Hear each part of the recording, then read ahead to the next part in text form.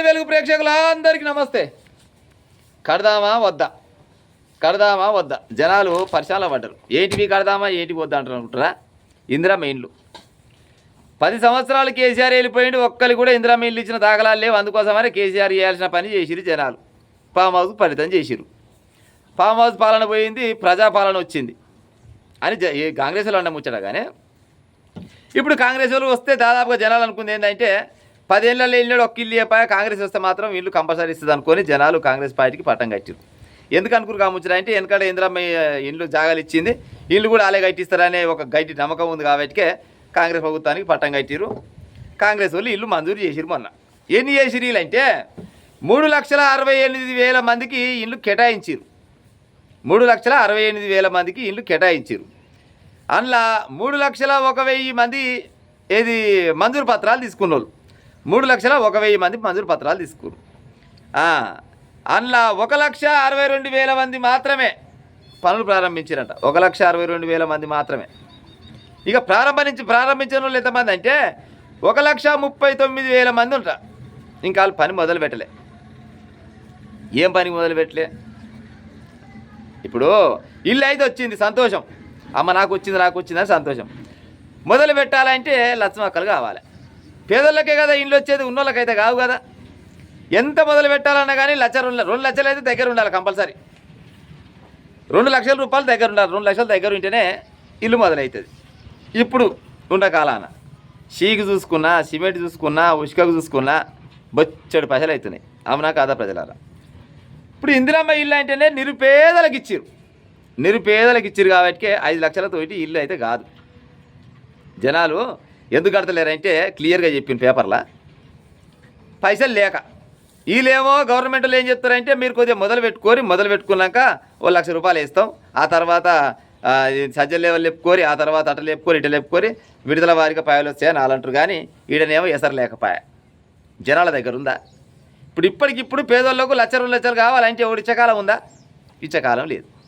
అందుకోసమనే జనాలు ఏం చేస్తారంటే కడుదుమా వద్దుమా, ఎంతో కొంత గుడిసెకు ఏదో ఉన్నది పాడైపోయిన, రేకులు వేసుకొని గుడిసె వేసుకొని ఉన్నది, ఇంత గుడిసె కూడా కొడితే అంటే పైసలు చేతికి అందకుంటే పాడైపోయి ఎట్టా పాడైతే మళ్ళీ అందరం ఇంటి లాలం బయటకు ఉండాలి, కిరాయికి ఉండాలంటే తక్కువ పైలు అవుతాయా, మందిలో ఎంతగానో ఉండాలనే ఆలోచనతోటి చాలా మంది ఇల్లులు కట్టలేకపోతున్నారు.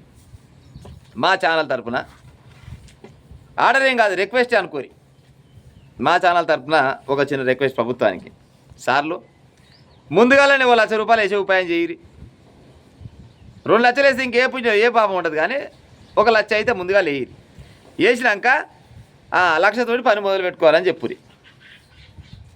అవునా? ఎందుకంటే ఇప్పుడు సీకి తెచ్చుకుందామన్నా, సిమెంట్ తెచ్చుకుందామన్నా, ఉసుక తెచ్చుకుందామన్నా బొచ్చర పాలు, లేకపోతే పహలే బుద్ధి కాకుంటే సీకుకు సిమెంట్కు ఉసుకకు ఏమవుతుందో గది తెప్పించే ఉపాయం చేయరు. మాల్ మెటీరియల్ తెప్పిస్తే జనాలకు కొద్దిగా సాయం చేసిన వాళ్ళు అవుతారు. పేదోళ్ళే కదా సార్, పేదోళ్ళేనా, నష్టం లేదు. గా పని చేసే ఉపాయం చేయరు. ఉష్క మాఫియా జోరుగా జరుగుతుంది తెలంగాణలో. రోజు పేపర్లో ఉష్క మాఫియా లేని ముచ్చటే ఉండదు. మరి ఆ ఉష్క మాఫియా జరిగే ఉష్కను మొత్తం తీసుకొచ్చి ఈ ఇందిరా మిల్లులకు పంపించే ఉపాయం చేయరు. అది ఏమవుతుంది? అది ఉష్క ఎవడేం కొనుక్కొచ్చేది కాదు కదా, అది ప్రకృతి సిద్ధంగా వచ్చేది ఉష్కే. ఇక దానికి కొన్ని రకాల మిషన్లు పెట్టి అటు చేసి ఇటు చేసి అందులో ఉష్క మాఫియా చేసి లంగలు దొంగలు బొచ్చడు మంది ఉష్కతోటి బత్తలు చాలా మంది ఉన్నారు. మరి ఆ ఉష్కని తీసుకొచ్చి పేదోళ్ళకి ఇచ్చే ఉపాయం చేస్తే ఇందిరా మిల్లులో అందరికీ ఏమి ఇవ్వకూరి, ఇందిరా మిల్లు కట్టుకుంటోళ్ళకే ఇయ్యి.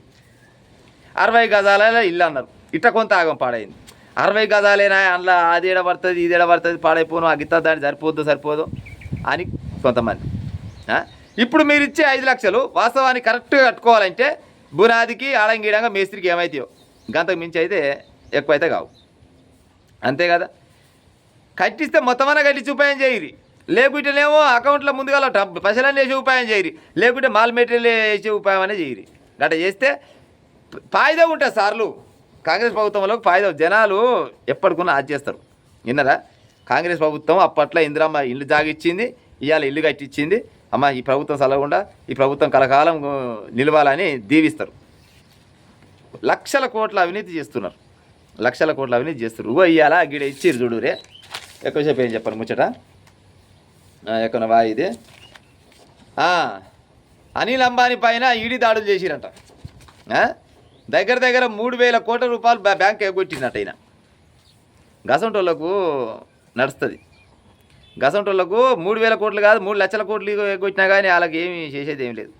జనాలకు మంచి చేస్తే 4 రోజులు అది చేస్తారు. ఇసొంటూరికి మంచి చేస్తే ఏ ప్రభుత్వం వస్తే ఆ ప్రభుత్వం తరాద పట్టుకొని జోకుతాడు.